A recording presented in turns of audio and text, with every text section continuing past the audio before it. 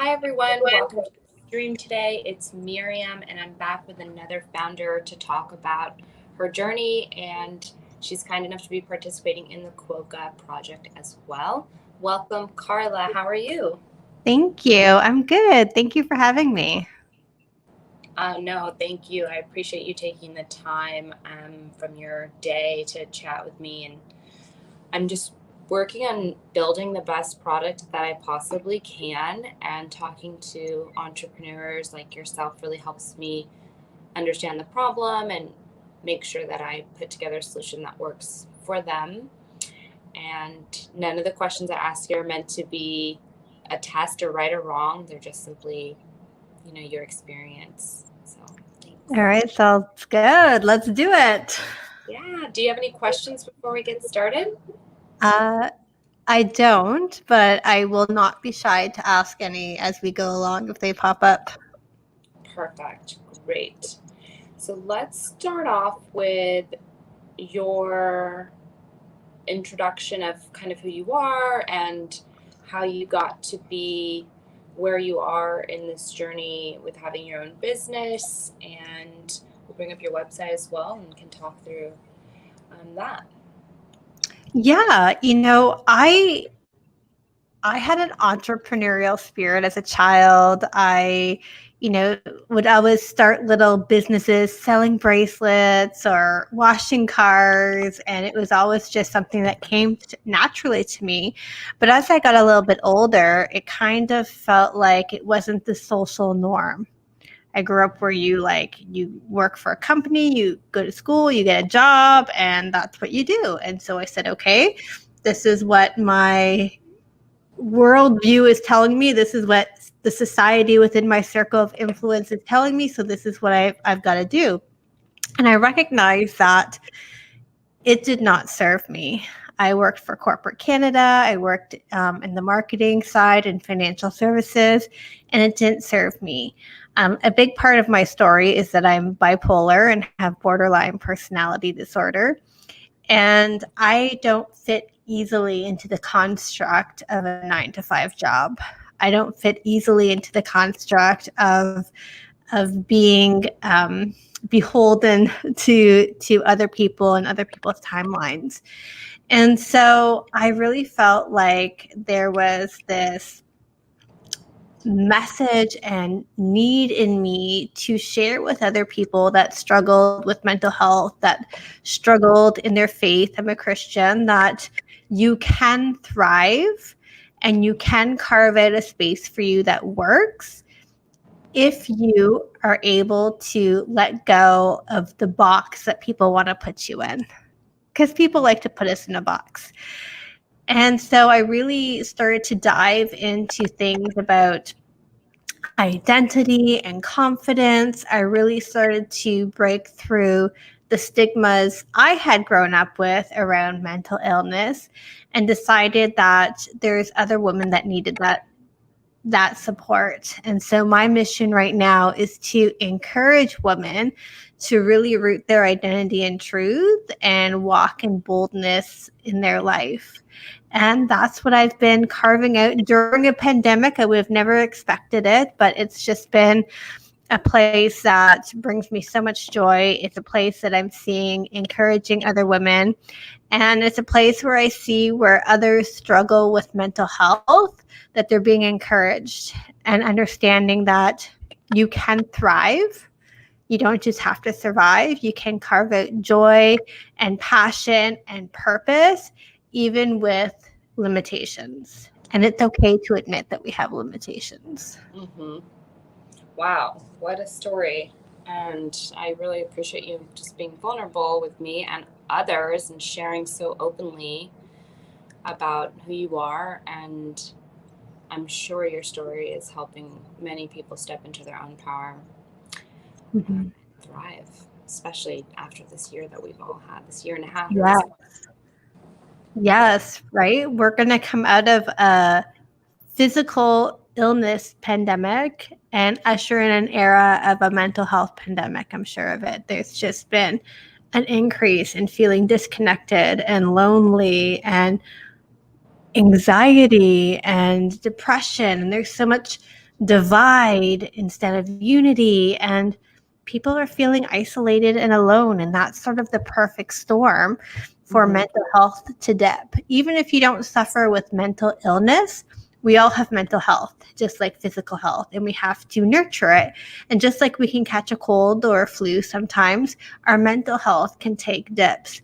And I'm sure all of us have experienced a dip in our mental health during this pandemic for sure. It certainly has been very challenging. So, yes. Do you belong to any entrepreneur communities? I do, and I think they're so important. Community is so important. So I belong to a local one. I'm Canadian. It's the Business Babes Collective, and it's female entrepreneurs, which I think is so important for women.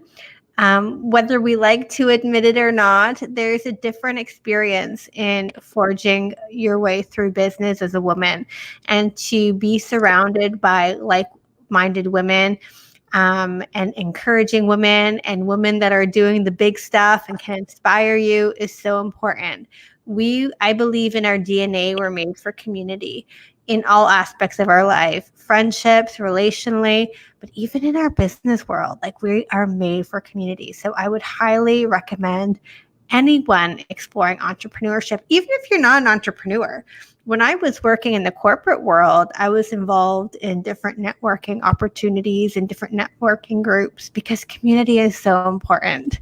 We are so much better together than apart. There's so much learning and sharing that can happen in these communities, and support. Like I can't encourage that enough. Agree. My communities are great to have. Okay, so these next series of questions are more of like yes or no, true or false. Even if they, end up falling kind of like, oh, it's sometimes this, we're going to try to push them into one side or another. Okay. Being an entrepreneur is fun. True. Being an entrepreneur is hard. Very true. Do you feel understood as an entrepreneur?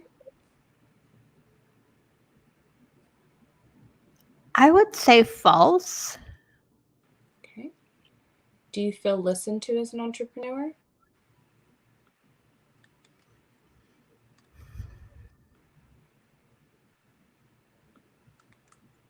So outside of my very specific community, I would say false. Do you feel the people around you understand the problems and challenges that you face as an entrepreneur?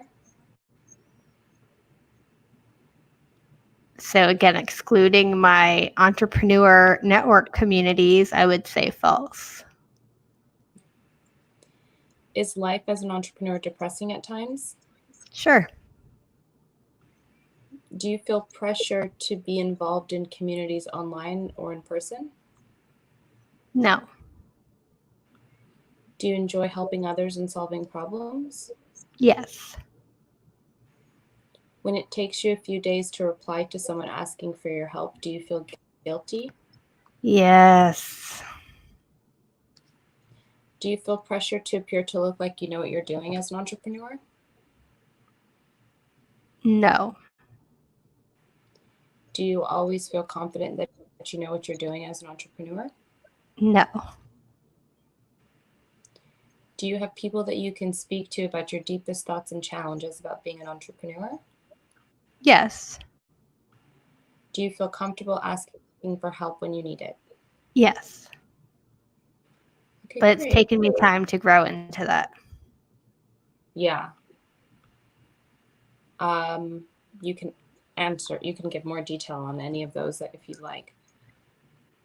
Yeah, I would just say asking for help was something that I had to grow into. I think when I first started thinking about running a business and branching out on my own, I thought that asking for help was the sign of weakness, that it would ruin my credibility somehow.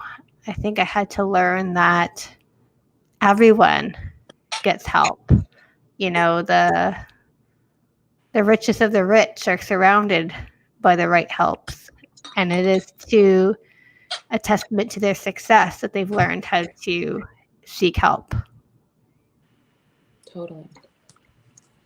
What do you like best about being an entrepreneur? I would say time freedom, and not in the sense that you work less. I think often at times as an entrepreneur, you work more, but I get to dictate the when and the how. Mm-hmm. What do you like least about being an entrepreneur? Administrative work. Totally. QuickBooks. Right. If you were giving advice to an aspiring entrepreneur, what would you tell them they needed in order to fulfill their full potential? What they needed to fulfill their full potential.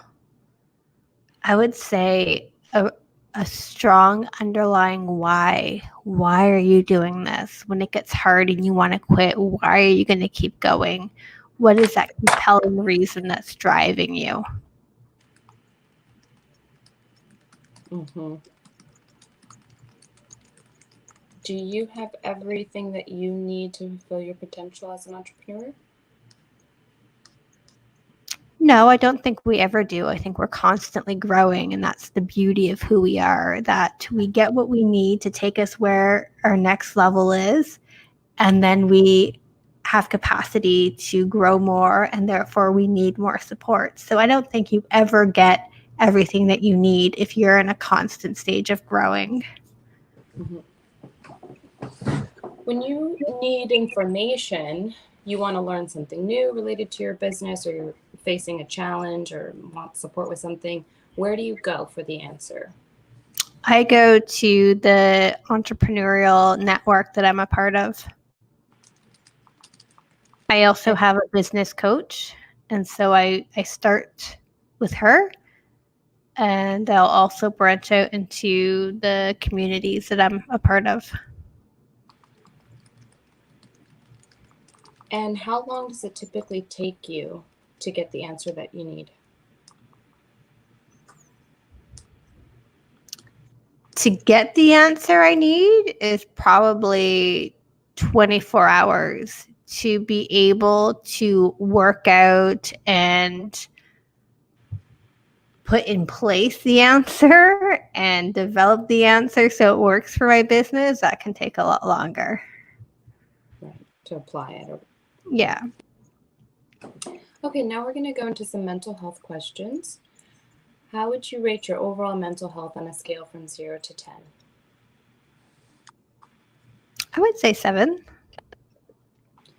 How does rating yourself at a 7 on a scale from 0 to 10 make you feel? It makes me feel good. Like, I've struggled with a lot of mental illness, so a 7 is good for me. I feel good about that. Yeah. Would you say that makes you feel like a 10 that you're at a 7? Yeah. Out of these listed, you can choose as many as you like. Which of them are negatively impacted when you have felt less than great mentally?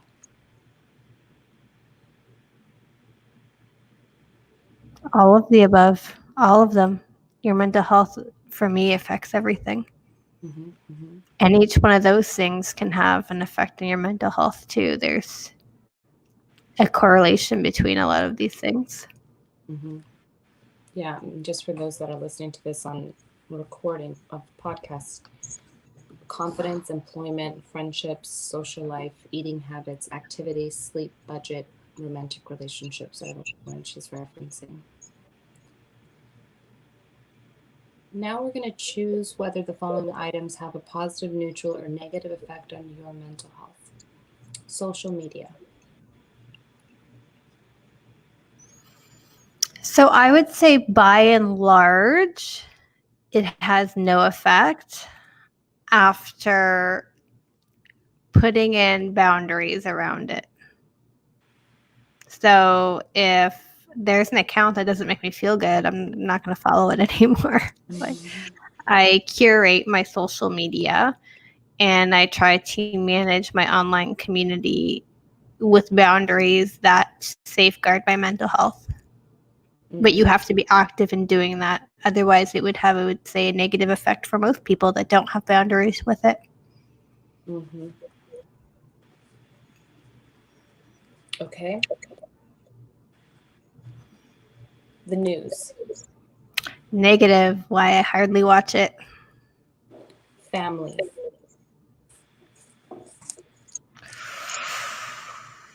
Ooh. It is so 50-50 positive and negative.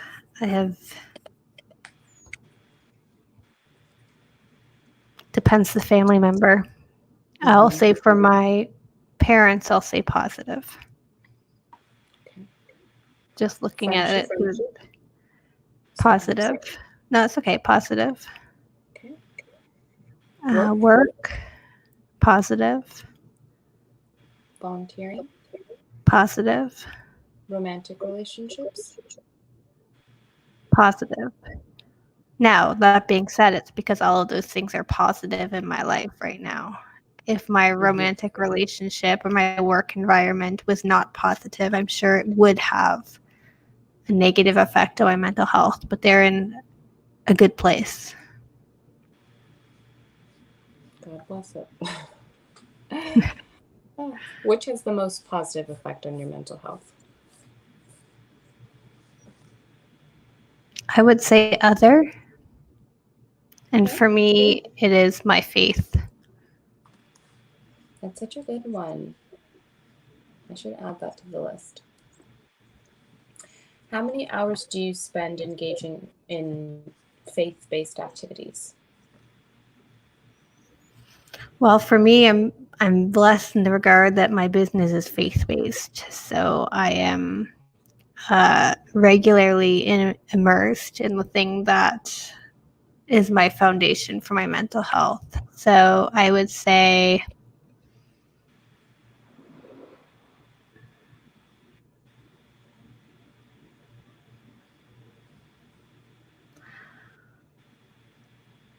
30 hours. Okay. And what do you do specifically? If you can go into a little bit more detail with what you're doing to help support or manage your mental health. Yes, absolutely. I think that there are some key pillars to mental health, or in my case, mental illness. So I take medication, I go to therapy, I move my body, I manage my alcohol intake, I try to eat a balanced diet. Sleep hygiene is huge for mental health. I try to nurture friendships, which is very hard for me. It does not come naturally to me, but I make an effort to nurture relationships with other women, friendships with other women, and my faith. That's the foundation which all these other pillars rest on for me. Do you use any applications or websites to help you manage your mental health? I go to sleep with Calm, the app Calm, Mm-hmm. and I will do some meditations from there from time to time. But they have specific sleep playlists that I go to, and even when I wake up, while I have my morning coffee, while I set my intentions for the day, I have the Calm playlist playing. Mm-hmm. Okay. Can you tell us about a time when you felt mentally unhealthy or imbalanced, and what do you think triggered that? Well, I can say very specifically about my manic episode that I had a couple years ago. There was a bunch of factors that came into play at once that just triggered a manic episode. I was in the middle of switching a medication, so I was not properly medicated. I had just had a time zone change from travel, so my sleep was disrupted. I had a stressful event happen with my son out of nowhere that I did not manage very well. And then in trying to cope with all those things, I was overindulging in alcohol as a coping mechanism.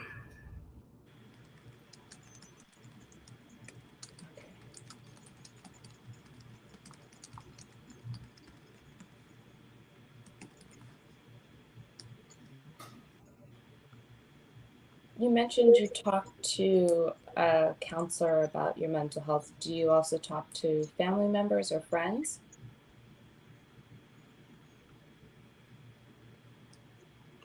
So I will touch upon it a little bit with family members or friends if I'm in the midst of a struggle and they're reaching out to me. But generally speaking, I talk mostly about it with my therapist or my husband. Mm-hmm. I don't usually go beyond that. There's still a lot of misunderstanding about bipolar. I have bipolar and borderline personality disorder. And that can be hard for people to understand. And rightly or wrongly, probably wrongly, I still feel a bit of a burden when I can't mentally and emotionally perform as a friend the way I believe that I should. And so I tend to withdraw for that season and then just show back up and just say, sorry, I was just having a hard time. But I don't tend to engage them for support. And I probably should get better at doing that, but I don't. You don't yet. I don't yet. I'm growing. So how often do you speak to your therapist? Well, I've graduated to every 3 weeks. So when I first started, we were weekly. I have childhood trauma. We had to do a lot of trauma therapy. We had to do, there's a special therapy I was doing called ART, accelerated response therapy, which was weekly. And as I have learned some DBT skills and other coping skills, we have been able to slowly move our appointments farther and farther apart. So right now I'm at once every 3 weeks. Mm-hmm. How often do you, I'm sorry, do you speak with them in person? Is it virtual, phone call, text message? So COVID aside, it was in person. Obviously with COVID, we had to pivot a little bit and go virtual and online during different lockdowns based on the community that I live in. But for the most part, it's the intention of it is to be in person. Mm-hmm. And what support do you need that you're not receiving to help manage your mental health?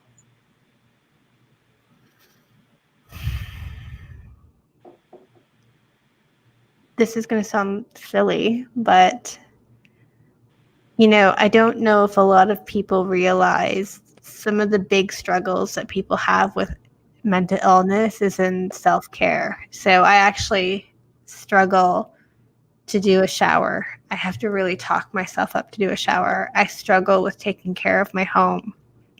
What would be an amazing support would be help for me to manage my space, either in teaching me ways to better manage it, or someone coming alongside and doing it.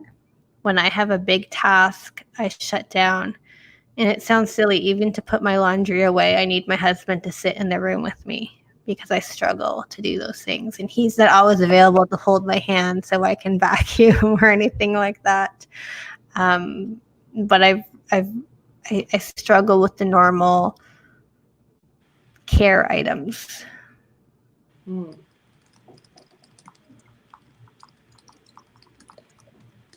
What would you expect to pay for a platform or service of that nature that created a more positive impact on your mental health?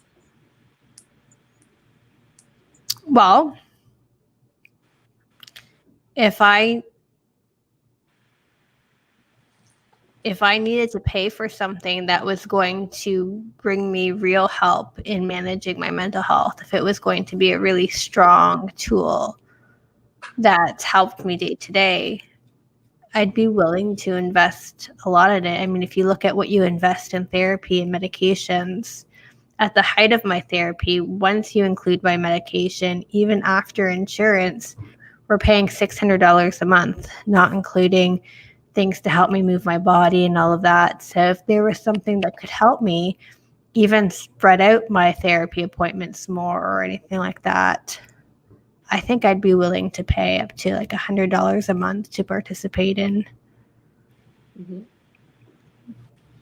When thinking about the mental health of people that you know, how do you think most of them would rate their mental health on a scale from 0 to 10?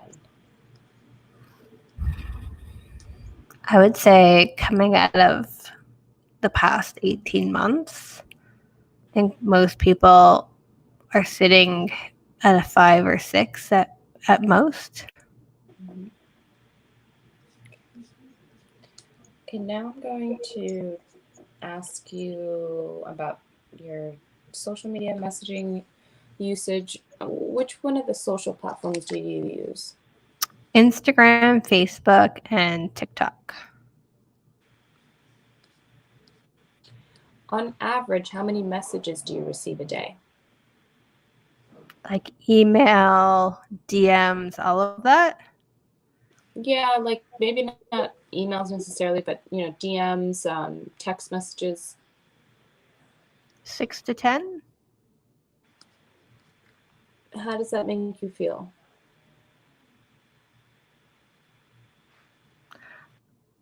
For me, I often get overwhelmed even just with that, which I know for a lot of people is probably not a lot.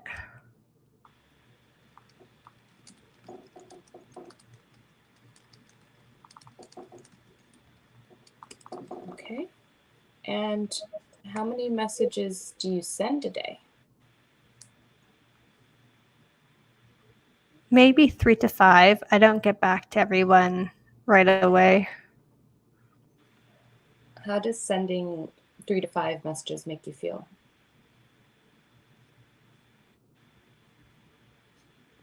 It helps make me feel a little accomplished.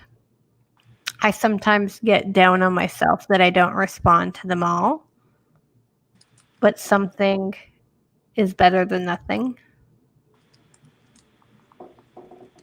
Mm-hmm. Okay.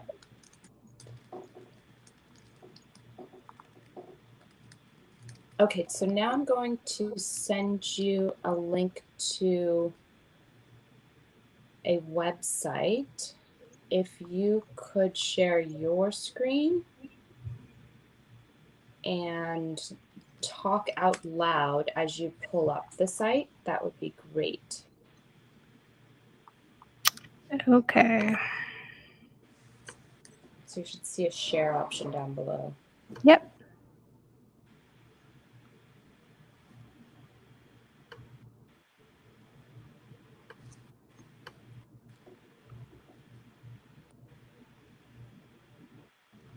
Can you see the share screen? Not yet, but maybe it's coming. Internet, it's a little slow. Oh, it's telling me I have to enable permissions in Chrome. Yeah.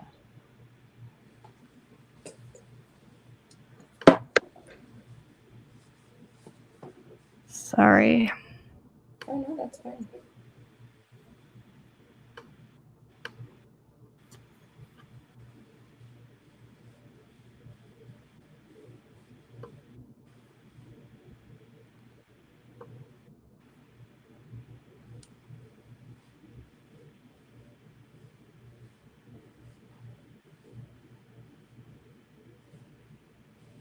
Oh, it says Google Chrome will not be able to record the contents of your screen until it is quit.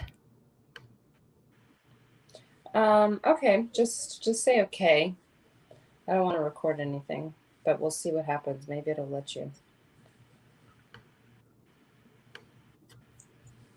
If not, I'll do a workaround of some sort.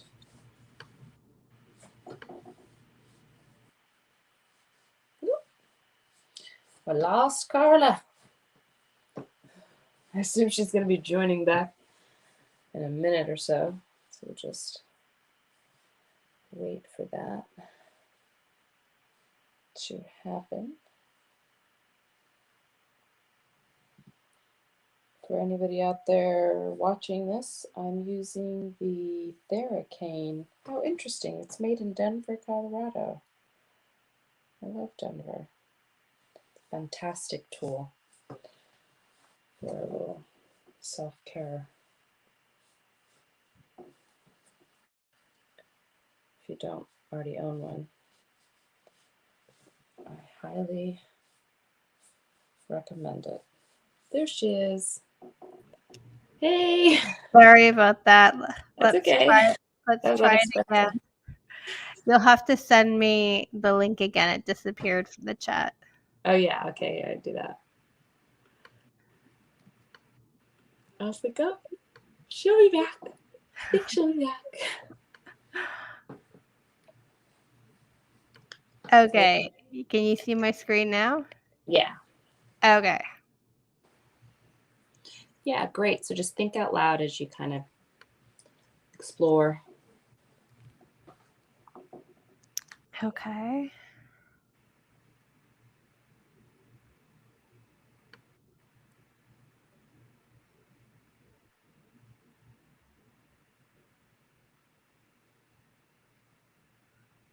So my first question would be, who's monitoring this?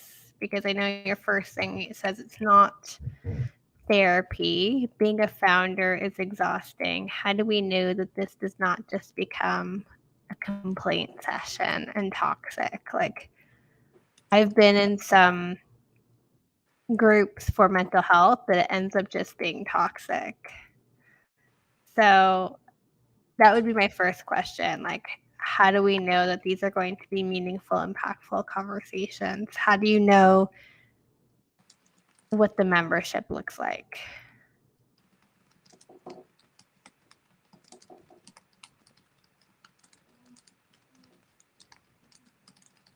Is there a way to join the membership and specifically just connect with like businesses or like-minded people? Like, is there a way to have chats that are just for like female entrepreneurs or bipolar entrepreneurs or things like that?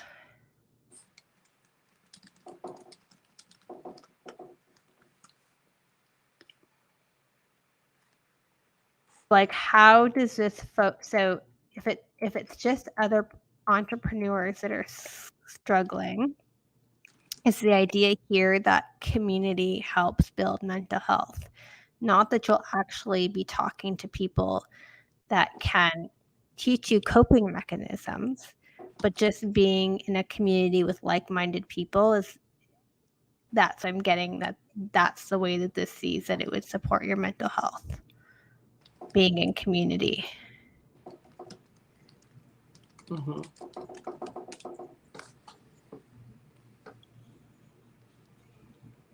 These are all great. How would you describe what QUOKA is in 2 to 3 sentences?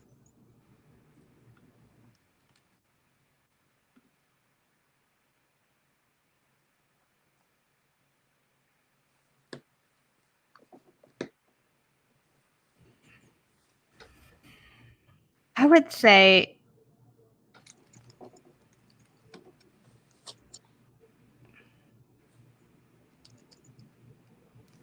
do you want my honest opinion? Mm-hmm. Yes, very much so. I feel like it would be a hub for entrepreneurs to complain, because where, like when I join my business babes, for example, that community, we know that we're all there to support each other in building businesses.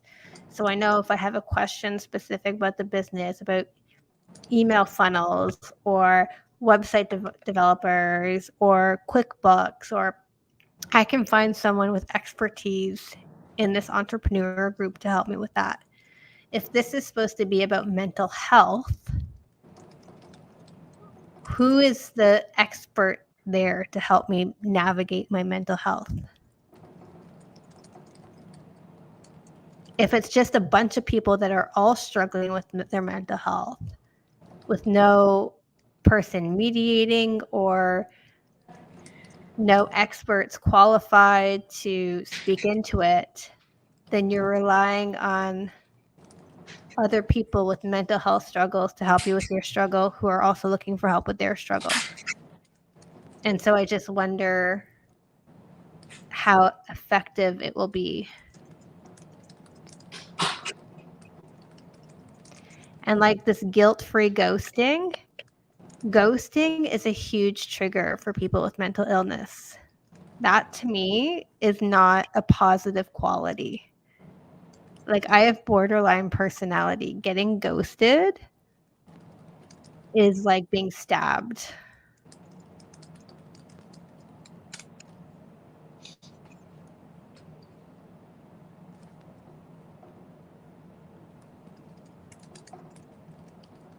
Okay, very, very great. Any other concerns? This is all very helpful.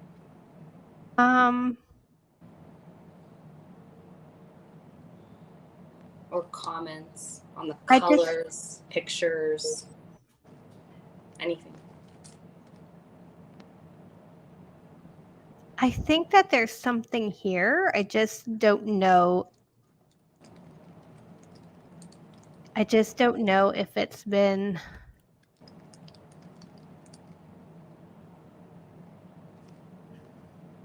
I think some of the how it works, the features. And again, I'm not just looking at this from the broad range of mental health. I'm looking at it through the lens of someone who has mental illness. Having anyone be anonymous and just to be vent and understood, those are not actually helpful. Like, I go to my entrepreneur community because I need help as an entrepreneur in my business. If I'm going here for help with my mental health, what's the access to the knowledge? Like, I guess I'm wondering what you're trying to be. Are you trying to be a hub for entrepreneurs to share entrepreneurial knowledge and business knowledge? Or are you trying to be a hub for entrepreneurs that are struggling with their mental health to get support for their mental health? Because those are two different things.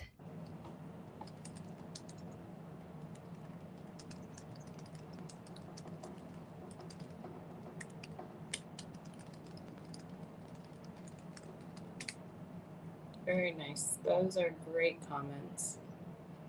And I'm happy to answer them too. Like, just, I'm doing user research right now. So everything is changing very rapidly. I'm in prototyping. We just came out of private beta testing and did a soft launch. And I'm learning a lot every day from users and from doing interviews like these. We've gone from telling people to send certain types of messages to kind of just opening it up and letting people send whatever and seeing what comes through. It is monitored in a way that the messages don't automatically go out to everyone. They come into centralized QUOKA location before they go out to other members based on, different preferences that are set, which obviously that stuff is not included in the website. And it would be nice to know that you could set preferences, like in sharing this app, letting them know that you can set preferences for the type of entrepreneur that you're a part of, or whatever those are. That it would be nice to know that in advance, because when you just read it, it looks like you're in a sea of a bunch of people and there's no separation. Like, get all these messages. Yeah. It's not clear that there's Yeah. No, I actually have been told that a few times doing these. I haven't made any changes to the website since the last time I launched it because I'm building this by myself and it takes a long time to do everything. So it's just like, okay, well, we're going to put all these changes in the next version. Yes. And I know what that is like, where you have to it's expensive to touch that stuff. So you need to get all your changes done. You want to maximize going in there and the least amount of touch points and opening things up less. So I get that for sure. Yeah. You got to manage the cost. Is very helpful. All of this, especially the perspective of, and the ghosting, I wanted to address that too. Because you never get ghosted. QUOKA never ghosts you, but you can ghost members can engage as little or as much as they want to. So the idea behind that is if someone's asking for help in the club and you can help, then you do. But if you can't, it's okay. No one knows because it's anonymous. They'll get the help that they need from someone else. But it's not like a public forum place where, if you don't get back, if you never participate in the Facebook group or something, and then all of a sudden you pop in, you need help, and everyone's like, well, who's this person? They've never even helped anybody. And sometimes there is a little bit of a judgment there where you feel like you haven't given enough to ask for help yet. But yes, I can see how some people would just be like, oh, well, I'm going to get ghosted, and that sucks. So that was very great to have you repeat that to me so that I could see how it looks. And recently as well, talking to a mentor, this conversation of, is it mental health? Is it resources? One or the other go in a direction is becoming very pressure for a choice to be made on that. So, I also feel like I need to kind of do a little bit of inside reflection. And often, sometimes we get afraid to niche down, but it's when we niche down that we actually can get more traction. Because when we try to be too much for too many, we end up being not enough for anyone. But when we really focus in on who our audience is and what we're going to support, what is going to be the thing that we're going to hang our hat on, then we can build some real momentum in that. I agree. I want to give that decision. I'm probably overthinking it. Shocking. But I want to give that decision. That's because you're an entrepreneur. I know. I want to look at all the data. I want to read all the data. And then I want to also go and sit with myself for a minute, do some reflection, let my inner path and voice tell me which way do I need to go. So it's just about reserving the time to do that. And I'm coming towards the end of the month where this has been launched. It's in a cycle. So I've got to carve out some time to really do that and make the next pivot. So it's exciting and stressful and all of everything. So because either one will be powerful, but I think with having no clarity, it becomes convoluted and people get nervous. They don't read it and say right away, that's me, I'm doing it. It's like, is this me? What is this really? So I think a little bit of clarity in your message would be an amazing thing for you. Yeah. Well, I really appreciate you taking time to share with me and being vulnerable about your journey and for your honesty with my website. And for the work that you're doing in the world to help other people. Is there anything I can do to support you? No, thank you for having me, and I'm excited to see what you do next with it. Thank you. Thank you so much. I will keep in touch.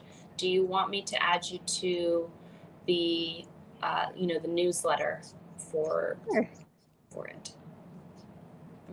I'm sending out updates once a month. You can always unsubscribe if you want. Sure. Okay. All right. I will. Thank you so much, Carla. Okay. Take care.